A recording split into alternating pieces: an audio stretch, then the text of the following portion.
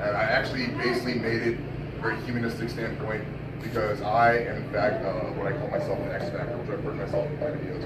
I am a ex-Muslim, mixed race, Latino and black, homosexual, pagan, deist, cultural Christian, conservative, and or American nationalist. And so yeah, so that whole amalgamation right there is not exactly something that 2017 or 18 or modern America in general is very welcoming to. So I started that journalistic outlet basically to promote the platform of cultural libertarianism as a general perception and a base of traditionalism going forward in America, because you need rule of law, you need structure and tradition, but you also need to have an adherence to the complexity and curiosity. So that's pretty much my deal. So before I go into this, yeah, you're gonna have to project again. All right. It's a lot more. Can I give you a glass of water? Yes, there is. How's that? How much time I got on this? You have, I was telling people 20 to 30 minutes, so. All right. Bear with me, guys. It's been the microphone would have been really dead. I'm beyond time. All right. Before we go into this, do you have anyone here that actually leans to the left at all? Liberals? Huh? Anyone that's a liberal? Well, I would say a socially liberal to actual leftist ideology. Socially liberal? Socially liberal to socioeconomic. Socially Okay. liberal. Well, socioeconomically liberal. Yeah, Economically, no. Okay. Awesome. All right, cool. So we're among friends. All right, so conservatism has been dubbed the new punk rock. That's what they say. Conservatism is the new punk rock. Well, the word punk rock to me has always been a definition of artistic libertarianism, cultural libertarianism. And I would say they're two halves of the same whole. If you look at the Republican Party, historically, it has been synonymous with the women's suffrage movement. It has been synonymous with promoting freedom and liberty for all Americans, and an emphasis on small government, whilst also promoting an emphasis on state legislation. Punk rock, in the same vein, historically, was very pseudo-capitalist with a quote-unquote DIY ideology, do-it-yourself ideology, emphasis on the individual, emphasis on community-based, self-sustaining musical circuits, things of that nature. Unfortunately, and I will say this quite brazenly, unfortunately both have fallen victim to corporatism. You can see this predominantly in the 90s with the Bush administration, and ironically his most ardent subcultural critic, yet successful critic, no effects. The Republican Party fell very much into the lockstep. Second. The lockstep of quasi-Christian fundamentalism, whilst also pairing to neo-hawkishness, and not an out-and-out intentional preference to, but pandering mainly to affluent white individuals, whilst the punk rock subculture, things of that nature, libertarian subculture, pander to blatant leftist opportunists and people of that nature. So they both pretty much sold out. And only one of them's making a comeback, and it's not punk rock. Not at all. It is absolutely conservatism. Conservatism has, in the wake of the Trump administration, how do you feel about him? I know that's probably a mixed bag in this room, but he has awoken something primal within the conservative element of American discourse. He has done something that is not only amazing, it is necessary. He has reawakened this ideology that you need traditionalism, you need socioeconomic conservatism, whilst also adhering to a demographic and a cultural and perception of multifaceted ideology and multi-layered the adherence to the complexity of mankind going forward, which we now aptly call cultural libertarianism. I used to think that the Libertarian Party was going to be the key to ideological or political salvation in America, and I mean no ill will to anyone that is a libertarian, a registered libertarian. But there's a lot of great individuals in that party, but the party as collective, in my humble opinion, has become nothing more than commercialized professional anarchy. There's no stability in it. It is very inactive in, for lack of a better term, useless amalgamation of individuals at this point. And I do believe that the only salvation on a social level is for all Americans to embrace the new revivalist or renaissance of the Republican Party. And I'm going to tell you why. So, first we're going to start with Black America and immigrants. Whether it be Frederick Douglass, Booker T. Washington, Thomas Sowell, or Martin Luther King, there has been a historical correlation between Black Americans and the Republican Party. Not only a socially conservative standpoint, I mean, it is a well-known fact and reality that social conservatism runs a thread line within the Black community as a whole. But historically speaking, the Republican Party has been integral to things like the abolition of slavery and the promulgation of civil rights for Black Americans, such as Martin Luther King. Unfortunately, there are two very real factors as to why the delineation between Black America and politically conservative ideologies has arisen. The one that I know personally, because I unfortunately grew up with it, is the post-civil rights, neo-Black identitarian, Black power, Pan-African, leftist, Marxist ideology that has become more and more increasingly left-leaning as it's marched through history. And I would say a reactionary stance to that has been the established Republicans' attempt to kind of not be out and out anti-Black Americans. That's not true. I'm sure you'd be hard-pressed to find any evidence to prove that. But they have not done a great effort, or an effort really at all, to actually reach out to inner-city Black communities and try to inculcate, or re-inculcate rather, the entrepreneurial ideologies that help build things like Black Wall Street in Durham, North Carolina, which was crushed.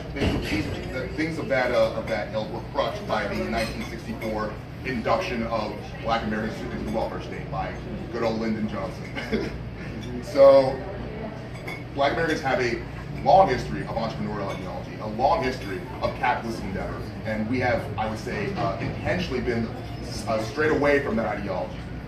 So I think it's two resolves need to be working in tandem in this situation. You need one resolve with the ideology that people in the Republican Party need to reach out to inner city Black Americans. Need to have a connection to the average lower to working class Black American in general.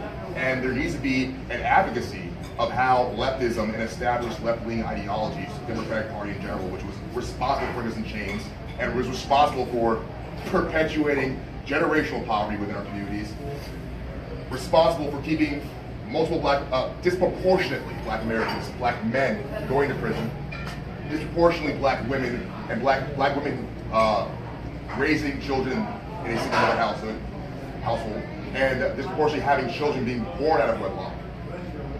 These are not accidents. These were intentional moves by the Democratic and left establishment, and it needs to be that message and that truth needs to be advocated on every platform that you have privy to you. When it comes to immigrants, now here's an interesting one, right? Before I go into this, I want to actually extend some crowd interaction. So immigrants, who here is, we're going to ask some very politically correct questions here. Who here is a complete isolationist and who here is not? Do we have any of those? Isolationist? All right. Who here is a little more open on borders? Open, well, not isolated, I'm saying, but by comparison to isolationist. Compared to isolation.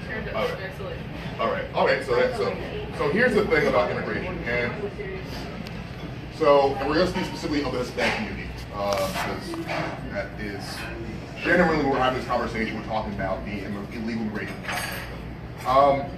Once again, the irony of this ridiculous conversation is that Hispanics are, in fact, socially conservative. Hispanics are, in fact, the perfect candidate for Republicanism. The perfect candidates to be a part of not only traditional American values, but the Republican Party as a whole. However, once again, good old Dems come in, and they have cooked up a great and ingenious scheme to promulgate and push open border policies without any sort of adherence to any sort of cohesive actual immigration reform. Now this creates a few different elements, and both the right and the left are to blame on this one. This creates the ideology, an adversarial parallel community within the Hispanic community, which creates this mentality that because they are not white, and because they're not Republicans, and because they don't speak English, therefore they're not pro-American. But that's not exactly, that's kind of a simplification of it. Really what it comes down to is it incentivizes a lack of assimilation, a lack of embracing American culture, whilst bringing in people who are, unfortunately, some of them are unskilled, some of them are uneducated, and some of them do have criminal backgrounds and or criminal ties. So when you bring in people illegally, you incentivize criminality and create a parallel existence for these individuals. Thusly, on the right-leaning side, you have people like me who, I'm going to say I'm a cultural isolationist. I'm not an actual isolationist, but I do understand the ardent want to not have mass immigration of a foreign element that is not willing to assimilate to our values. However, if the Republican Party can actually go into the Hispanic community and reach out, and yes, via English and Spanish, can reach out to the Hispanic community and actually, once again, inculcate and educate them in the ideology that they are not separate from us, they are not some parallel existence within the American fabric of life, that in fact the Republican Party is exactly what they need, or what they encapsulate really culturally. I think we can go forward with that as well. Next up is the LGBTQXYJ, whatever what I call it this week, which I call non-heterosexual Americans. I'm gay, all right, and I'm going to segue on that a little bit. I did not come out, as it were, early on in life. It took me a long time, and it wasn't really awesome. I was always a very socially conservative individual, so I struggled with that in my own specific way, but due to the support of one friend specifically who's sitting right there, his name is Tim Collette, he was very integral to that, my buddy right there, he really helped me through that, and through other friends of mine, I learned to make peace with it. So, when it comes to LGBT, okay, so another crowd interaction. Who is anti-gay marriage and who is pro-gay marriage? Who is anti-gay marriage? Who is not for gay marriage? Who is for gay marriage? For not for marriage. I'm for. Okay, that's So who's anti? Is there anybody in here who's anti-gay marriage? okay. And who's pro-gay marriage? All right, and then you're anti-marriage altogether. Well, that's my opinion. That's actually gonna tie into the next bit right there. All right, so that's, first of all, I like that. I like the fact that we can actually openly expound these ideologies without some sort of like tit for tat competition. That's intellectual diversity. So there is a case to be made for both. There is a case to be made for both. And we're taking the religious element out of it because we do that's around. The primary function for the state initially getting involved in heterosexual marriage was for the propagation and the maintenance of the American family. It was actually quite biological. Of course, people used different fundamentalist ideologies going forward because people do, but the reality is it was an attempt to maintain future generations for the betterment of the country. With that said, during that time there was homosexuality, and homosexuality has existed throughout mankind for decades and decades. With that said, going forward, we don't live in those times anymore, and there are homosexuals, and homosexuals will get married, and if you truly believe in liberty and freedom for all, you have to hear the reality that certain individuals will do and partake in certain institutions and ideologies that you deem to be, you disagree with. So how do we resolve this ideology? Well, it's simple. We get the state out of the business of marriage altogether. Because what you're looking at right now, you have two, and actually, there's actually a philosophical, and it's a philosophical point that I've never seen anyone who is pro-gay marriage actually, at all. It will benefit, if we don't, it will hurt both sides. It will hurt the traditional Christian or religious, anyone who's of a religious bend, anyone that believes in traditional nuclear families or believes in traditional religious ideologies. These people will be targets of the state. I mean, you see this in New York. You see this in California. You see the ideology permeating throughout various state legislation that those who disagree with non-heterosexual unions or non-heterosexual altogether are somehow enemies of the state, so to speak. Should be fined. Should be charged with some sort of hate crime and should be fined out of existence. It also negatively affects homosexuals or non-heterosexuals because it it turns them into very, very easy targets for, it perpetuates, and this is, no one wants to hear it, but it perpetuates extreme right-wing ideology. When you have this ideology that, this current dichotomy you see in the news, when you have this ideology where the non-heterosexual union is protected by state, and that uses an ideological legislative club against those of religious institutions, that will and that does feed to or foster right-wing, extreme right-wing ideology. So get the government out of marriage. And my reason for pro-gay marriage actually is something that I did some research on, because I saw like a lot of outlets like BuzzFeed and all these like left-wing outlets that were praising gay marriage, but they weren't praising gay marriage.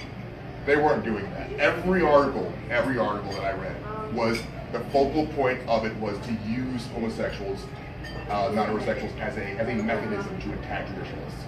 I would love to see true monogamy within the homosexual community. I think that's not, you can't, this cannot be inculcated through legislation. This is something that needs to be inculcated through culture and standards. I would love to see monogamy and chastity being inculcated within the non-heterosexual demographic, but they use the fact that we don't agree as a weapon against us. So that'd be great. Going on down the line, and this goes into your comment, the anti-marriage comment. Families, all families, American families. And, all right, so who here identifies as a feminist? All right. I did a video called Feminism Isn't Even Cancer. So, with that, so before we go into that, are you first wave or you third wave? Four. I was about to say there's at least 5 waves now. So you're one of the new ones. Okay. Women's studies minor. Well, you're not going to like this part. All right. I think most people in this room would identify as a first wave feminist. Yes. Yeah. Yeah, it makes sense. That's true. Overall, Yes, so, that's true. Because that was women's suffrage. That was the era of a very simple, rational endeavor for women to merely be treated as equals, which I can agree on. That's fine. Now we're gonna go to my video, which was called "Feminism Is Indeed Cancer." And in this video, I broke down the progression via statistics of how the increasing radicalizing of feminism has actually been detrimental to Americans as a whole, the family and children and women. So this was taken from the World Health Organization per 100,000 individuals, and it's from 1950 to 2005. For males, and here's the funny thing: males have always had a high suicide rate. Males have always had a high suicide rate. So I use the suicide rate because what better way to indicate or to track the well-being of a demographic than looking at the mortalities among suicidality. So males have always had a high suicide rate. In 1950s, they were 17.7%, while women were like 2.5%. That was 1950s. That was patriarchy. That was traditionalism. That was the horrible confines of the man's world. And we fast forward to 1975 and 1990, men dropped up from 18. They dropped up to 1975, 18.6%, and then they spiked up to 20.9%, and then women only 6.1%, and then 6.8%. That was spiked, and then 1995 to 2005, men maintained a 19.8% to 17%, so nothing really changed. And this is 1995 to 2005. And then 1990, women 2004 we dropped down greatly from 4.8% and then 4.5%. And then I went down to Bureau of Justice statistics, and it showed me from 1973 there has been obviously an increase of violent crimes among men. But there's also been an increase of violent crimes among women as well since the advent of and the progression of feminism going forward. There's also been an increase in suicidality among children, and that's fine. There's also been an increase of suicidality among children, and this has been promulgated by a single-parent household. Now, one thing about conservatism and the Republican Party in general, when you inculcate capitalism, and you inculcate personal responsibility, and you inculcate tradition and culture that translates into finding a cohesive way to maintain a lineage for said culture and tradition, and the best way to do this thing. And I would love to see women in general, specifically, more conservative, socioeconomically, culturally libertarian women who understand that yes, being a woman and being an individual does not mean that you have to disown the ideology of the nuclear family. Like you have a right to choose, and some women want to choose to be wives, and that's great because men need wives, heterosexual men need wives, and children need mothers and fathers, and those children grow up to be business owners, and they can grow up to make money, and they can grow up to add positively to their communities, and the cycle of life continues. So yeah, I didn't really know how long this speech was going to go at all. And that was pretty much the last bit of the demographic that could be helped through this union. Now, at the end of the day, we are at a crux, ladies and gentlemen. We're at a crux because even within this room, and I'm sure there's going to be some questions, there's going to be some back and forth, which I love. Even within this room, there is intellectual diversity. There is a vehement reality that outside this room, this intellectual reality or this intellectual complexity is not welcome by nature America. Whether you look at the newspapers, whether you watch CNN, I know people personally. It ranges from slander, online vitriol, to actual physical attacks. I actually got a handshake downtown Raleigh for wearing a MAGA hat, saying that you were so brave. This is the era that we're living in, where dissenting thought and actual intellectual and sociopolitical complexity are now a threat to the general status quo. So the answer is not the far right, and the answer is actually not the far left, because honestly the far right and the far left are pretty much the same thing. The answer has always been in the middle, yin and yang, socio-political merging of traditionalism, traditional American values, and a cultural libertarian, complex and truly cohesive understanding of the complexity of mankind. So that's pretty much it. I'm Hussein Hill. Thank you for listening.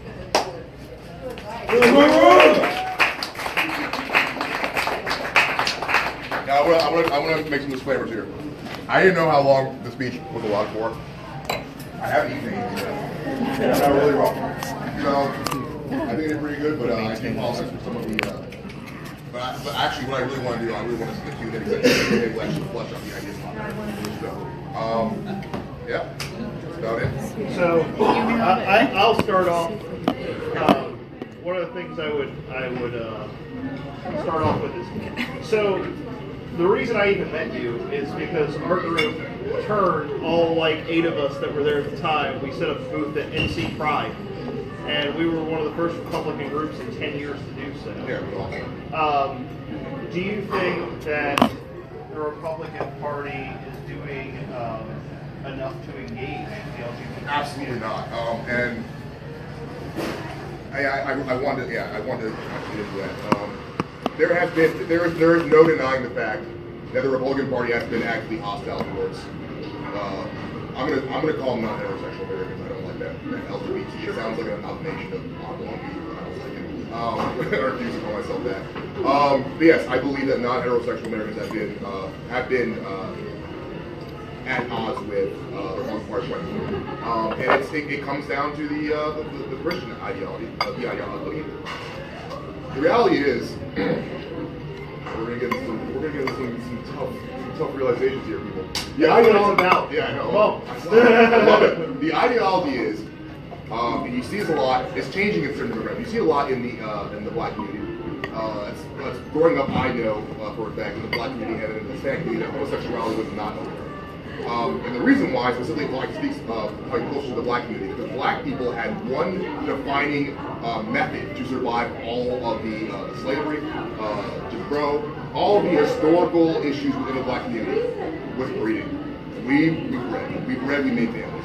So someone who believes in the family and believes in the continuance of the lineage of one's traditions and family and community is not going to be very welcoming to a group of individuals that don't have any biological positive to add to the game.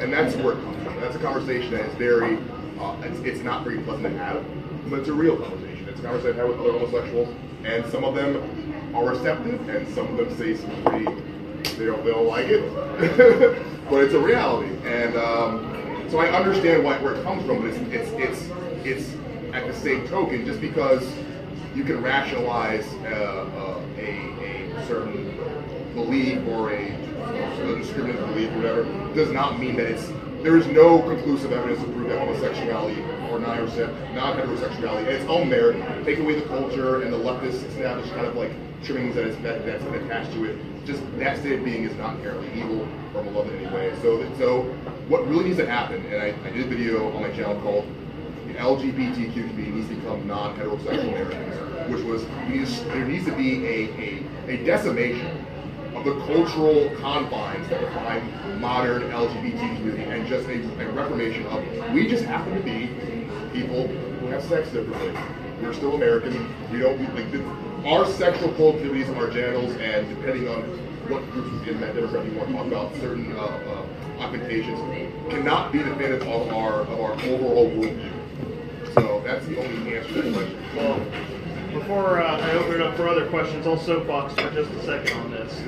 And one of the problems I've had is the current party platform, the Republican Party, passed. I was the only person to speak against it at a GOP convention, but they passed a resolution added to the platform that said that the business owner should be able to discriminate against people based on their sexual orientation or their engagement in premarital sex. And I think that that's disillusionary. There was another speech I heard at a district convention where someone referred to gay people as quote perverted ones. In a prayer. In a prayer. I think that this type of dialogue is damaging, but I think that you're you're further right than me on certain things. I am. And well, here's my thing. Okay, so we're gonna just like here. Okay, so we'll take something that honestly was integral for me getting through Milo Yiannopoulos. Milo Yiannopoulos. And Milo Yiannopoulos offered some before he got married, he offered some very kind of self-loathing. He offered it's a bit of it I didn't like. He offered a kind of like nihilistic approach to his sexuality. And I want to see gay people flourish. I want to see non-heterosexual flourish, but I don't see the community flourishing as individuals. I see us being turned into. It's the same thing that's happening in the black community. We're not individuals. We're turned into puppets, caricatures. We're being manipulated by the leftist establishment, and it's disgusting. Like I don't like the LGBTQ culture. I think it's terrible. It's horrible. Like to tell a group of people that the only merit you have in the public square is your hypersexualized version of yourself is denigrated as hell. That doesn't even fall in line with the actual history of homosexuality. When you go to like Athens, or you go through all the different artists and leaders throughout history who have been homosexual or have been non-heterosexual. There's a lot of great culture and cultural libertarianism and creativity and beauty within that demographic of people. But in 2017/18 report, all you see is self-exaggerated, denigrated pride parades, and this leftist push to use non-heterosexuals as a weapon against traditional families and a weapon against nuclear families, and I hate that. So I want to see the LGBTQ community be free, because we're not free. We're absolutely not free. To be right wing in that community is you risk you risk assault, social censor, like you risk a lot of things. They are highly adversarial to people like that. thank you for sharing. Absolutely. Anybody else got any questions? Sue. Well, thank you for sharing this. I don't necessarily against or oppose it, because I think each one of us just individual American. And because yesterday I was in other places talking about cultural Marxism, and cultural Marxism is just queer conflict out of feeling. Okay. Today you can call LGBTQ. Tomorrow we can, based on our block type, and create a whole bunch of groups and call it XYZQ. And then everyone have our pick. So as a country, we don't talk about our trade deficits, we don't talk about the government's $20 trillion debt. And then we're talking about those things. Yeah. I mean, like, who you want to have a sex with, I really don't care. And why I even need to bring government into this life? And then if people have a fight, then say, oh, you are anti-LGBTQ or you're pro-LGBTQ. I said, like, LGBTQ even not government's business. And even other people's business. Other people even assuming can give you business. The only thing care probably your own family. And it stops there. And then the LGBTQ, like based on you saying, they are very hostile. Because I think they are being weaponized. They are being weaponized, to me, it used to be LGBT, and then you come up with Q. I said, what Q stands for? And then you throw your hat, and then now it's gender fluid. So to me, because I grew up in communist China, they just come up with a conflict, divide people out of the thin air. Today is these things. I mean, communism even used to divide people. The factory worker is #1 class citizen. Teacher is #9 class citizen. We call them stinking old 9. That was in China during the Cultural Revolution. So Cultural Revolution, I think those LGBTQ and same-sex marriage things, they just cultural Marxism into America, just dividing people, letting them fight each other. And so we totally, as a Republican, will fail into that. So we have to take a stand, do we anti or not anti, or pro, and then have to write the process. And say like, all the important things going to bring down this country, we don't care. Actually, I was going to say, I would leave up because what you're saying is that is a slap hand that the Democratic Party is doing. If you notice, the only person that had a socioeconomic plan for the Democratic Party was an out-and-out socialist, Bernie Sanders. Everyone else wrote on identity politics. There was no actual explanation of how to deal with the problems of immigration, how to deal with taxation, businesses, foreign affairs, socioeconomic issues on an international level. There was no discussion about that from the Democratic Party. It was always just like women's rights and black people and Hispanics and LGBT. We need rights because we're oppressed. Like, how? Because. And then you hear Bernie Sanders. Bernie Sanders was Bernie Sanders actually said he's like, I'm a socialist. So he was honest about it. He was the only person that was laying out. You raised a good point. They use these terms to confuse us, and then the actual socio-political layout is socialism. That's the socialism. I think the ultimate game is not socialism. When we grew up, we were talking socialism just a stepstone to communism. What's communism? Get rid of your private property. It's all the same. Well, how to get rid of your private property? First, they let you guys fight. If you lose, in Cultural Revolution, how many people died over there? Identity politics is used as a weapon to keep people distracted while things are going on. Yeah. Well, Exactly. They used to do in Europe it was class. Here it's race and identity. In China was class. In here, it's just like dividing people. Oh, you got so many colored people, and let's talk about skin color. Or what the hell does that have anything to do with the people? Christina, you had a question? yeah, kind of more to what we came back with feminism. I'll even stand up so I'm a little louder. We're talking about identity politics, and what we fail to realize a lot of times is that the Democratic Party also does that with feminism. So does the Republican Party. That if you identify with a certain group, you belong to a certain group. So if you identify with a subgroup, you're part of the bigger group, which is not true. Feminism actually works really well with libertarianism, depending on your wave. The problem with feminism is that it's not a set movement like the Republican Party or the Democratic Party, where a group of people have sat down and set out a platform. What it started at isn't what it is today, and there's been a million ideologies and papers and everything written over the last 50 years regarding women and their role. But third, fourth wave, it's a little fluid in there, but fourth wave is really about choice, which is what libertarianism is. It's what a lot of the Republican Party is. It's about choice.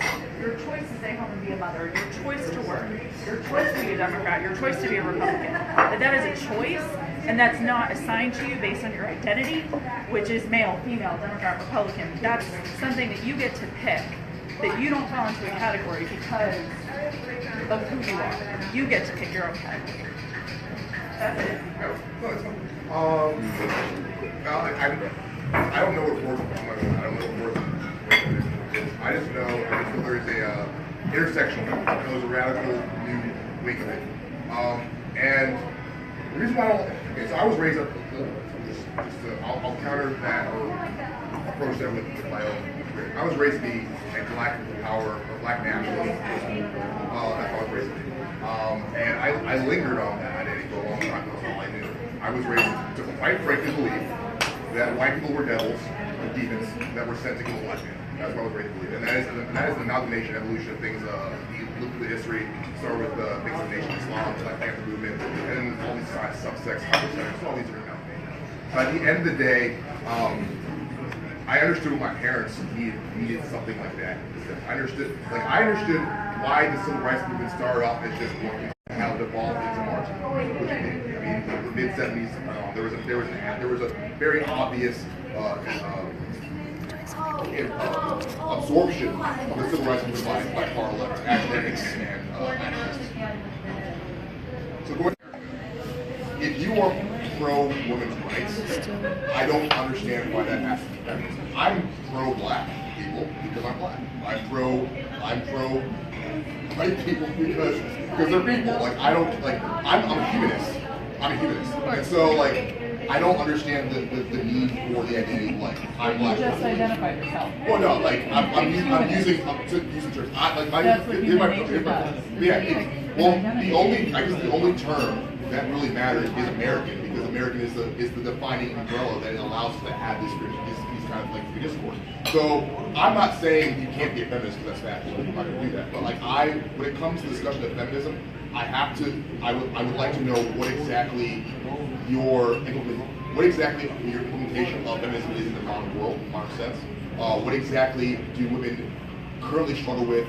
That is a massive problem, and I'd say a lot of the issues that are currently happening that affect women negatively would be coming from sociopolitical ideology that stem from the left. I don't really see any out and out established push for any sort of legislation that's going to fundamentally essentially detrimental. I think this is a Public complex conversation issue. out there. Yeah, and actually, that's Yeah, a it's good not point, black because and one of white. the panels I want to do later in the year for turn is I want to do one on feminism and the Republican Party. Just trying to locate some speakers on that and some ideas. See, I I've know got some there's good ones. interest. Yeah, I Yes. got some good ones. Aaron. So you even said during your talk that the Republicans have, even in the 90s, they moved away from their fiscal conservatism. They moved away from a lot of what had always been their base message. And because of that, and the socialization of the platform in a conservative, how do you see the Republican Party, or what steps need to happen for the Republican Party to recenter itself as this nouveau Republican movement that you're? Well, I think it's already happening. I mean, I've seen it with me, Turn individuals, great awesome. Whether it be just speaking to Republicans in general or just seeing, various commentaries, whatever, it's happening organically. And it's because of Trump. It's because of the Trump administration. Not because of Trump specifically as an individual, I'm not going to go into that, but because of the event of the Trump administration. It has literally, it has caused a cataclysmic shift in the ideological perceptions of Americans, specifically in the right. It introduced the ideology that you can be, that introduced a new ideology, and some ideologies that people want to hear. It introduced the ideology that you can be a libertarian, you can be a nationalist, you can be right wing, you can be a conservative, you can be a Christian fundamentalist, you can be a pagan, and all these things have a place in Americanism as a whole. So it created, it brought to fruition this very grassroots war, if you will, among right-leaning libertarianism and conservative. So I just think there needs to be more advocacy for it on a state level. I think more individuals pushing that kind of platform, and I see it happening a lot in North Carolina. I think it's great.